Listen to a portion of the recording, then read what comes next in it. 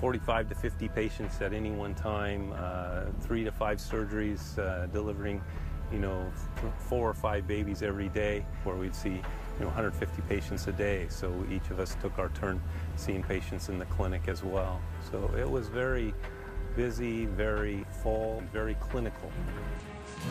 They don't realize they are in the midst of the worst Ebola outbreak in history. The problem? This outbreak has come to such a densely populated place. 2 years ago, there was one in Uganda, across the continent. Back then, Dr. Besser traveled deep into the jungle to rural villages, very far from any city. Wrapping up this epidemic is all about going down these roads, finding any possible case. It's really hard work.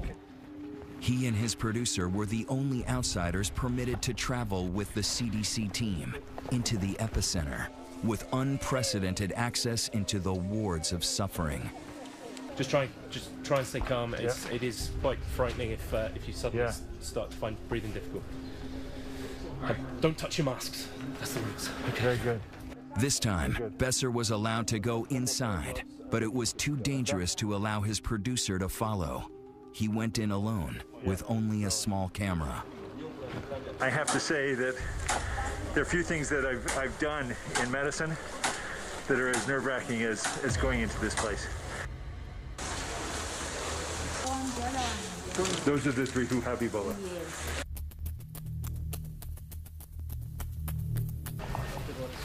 I'm doused with bleach again and again.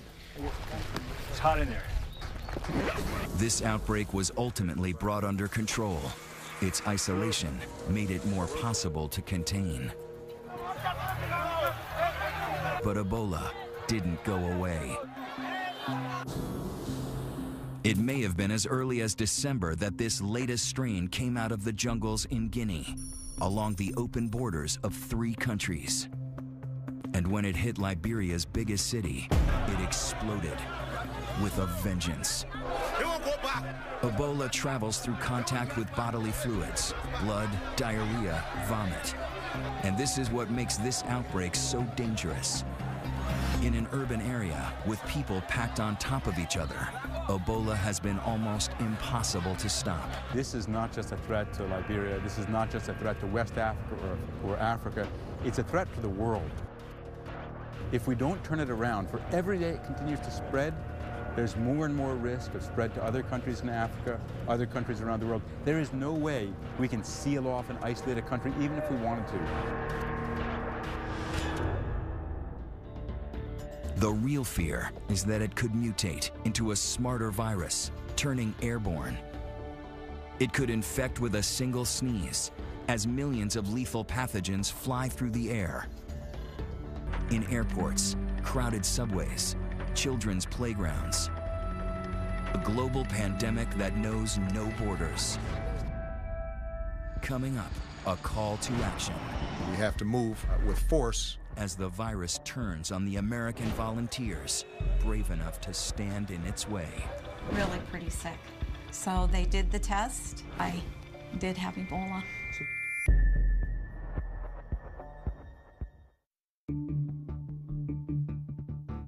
We have to act fast. We have to move with force. President Obama now sounding the alarm, sending 3,000 U.S. troops and 100 specialists to West Africa, to the front lines of the battle against the deadly Ebola virus. Faced with this outbreak, the world is looking to us, the United States. Joining healthcare workers who have come from all corners of the globe in a race against the clock to beat back the pandemic. Will we see Ebola in America? I can't predict the future. What I'm sure of, and what's happened already, is that people have come from parts of the world where they might have been exposed and they've had fever. So we have to be prepared. We have to be prepared to test, to isolate, and to respond. Already, Ebola is in 5 West African countries. The epicenter, Monrovia, Liberia. At the request of the Liberian government, we're going to establish a military command center in Liberia to support civilian efforts across the region. Henry Gray is running logistics here for Doctors Without Borders. So this is a 240 square meter tent. building clinics here as fast as they can. This group is on the front lines of every health crisis in the world, but even they are overwhelmed. How much room do you have now in the 120-bed unit? The 120-bed unit is full. It's full. Full. And the patients who come here who need care? Unfortunately, we have quite high mortality amongst the patients, so that frees up space. Before this outbreak, what's the largest center you've ever designed? Earlier in this outbreak in West Africa, I think we went up to about 80 beds, but prior to that, around 40 beds. 40 beds? Yeah. And here, 10 times that? 10 times. Is the virus winning? The world has never seen Ebola as we're seeing it now, and the challenges are enormous. Ebola is sneaky. The first symptoms look just like flu or malaria.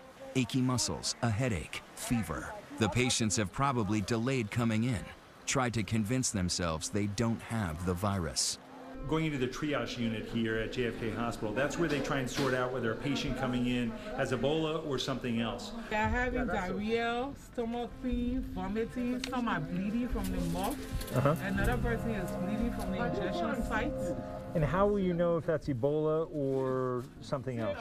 Because majority of them have interacted with people who died. All along the way, they're spraying with chlorine so that if there have been any Ebola leakages, they're killing it with the bleach. So what happened? One of the patients just died from the chair just on arrival. It was 20 to 30 minutes. So by the time they get from triage into the building, some of them have died. Yeah. And Ebola can kill you in so many ways. Severe dehydration, your kidney and liver shuts down. You may even bleed to death. The sheer number of cases coming in make it very dangerous for those patients who don't actually have Ebola. They're sitting near the patients who are sick. Is that a problem? Well, once they bring somebody who doesn't have an infection in here, then they have exposed that person. But we take so many precautions inside there. Yeah, but for the patients who come in, if he didn't have Ebola before, he may have it now. Yeah, the risk is high. We are spraying all the time, and we limit movement. We don't have enough space where to put this. Yeah. That's why there's too many patients. Yeah. You need more space, more treatment facilities. We need more beds.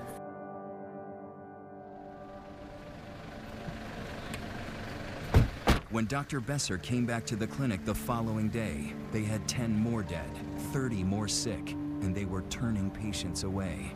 How many patients are you seeing? How many? 80. Yesterday they said there were 60. They keep coming. There's 3 patients waiting to be seen, but nowhere for them to go. No beds. It's full. At the Elwha Clinic, Dr. John Fankhauser is relieved that reinforcements are arriving.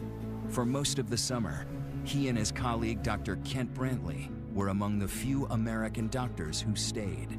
Kent Brantley, he's a family physician, much like me. Kent was drawn to the Ebola work, and when Samaritan's Purse offered to run the newer Ebola unit, they named Kent as the medical director. By midsummer, his fellow evangelical missionary Nancy Wrightball had gone from hospital administrator to decontaminator. When Ebola hit, Nancy stepped into the position of not only our head hygienist, but also training the other hygienists that were coming alongside. And so she had a position that was never inside the unit. When we got suited up, she would make sure that we were suited up appropriately and not an inch of skin was showing. And then when we came out of the unit, Nancy was in charge of spraying us down and decontaminating us. Those are critical jobs. Exactly. Very critical. She understood the risks, but even that didn't protect her. One hot day in July, Nancy Wrightball started to feel ill. I first knew Nancy was sick on her birthday. I was running fever. I had had malaria once in this past year, and it was just the same symptoms. Dr. Brantley was also sick, and so Dr. Fankhauser took on a job he never thought he'd have, caring for his friends. Kent became ill the day after Nancy became ill, and I found out about it after he had spent a day at home, and He had fever for about 12 or 14 hours solid, and I was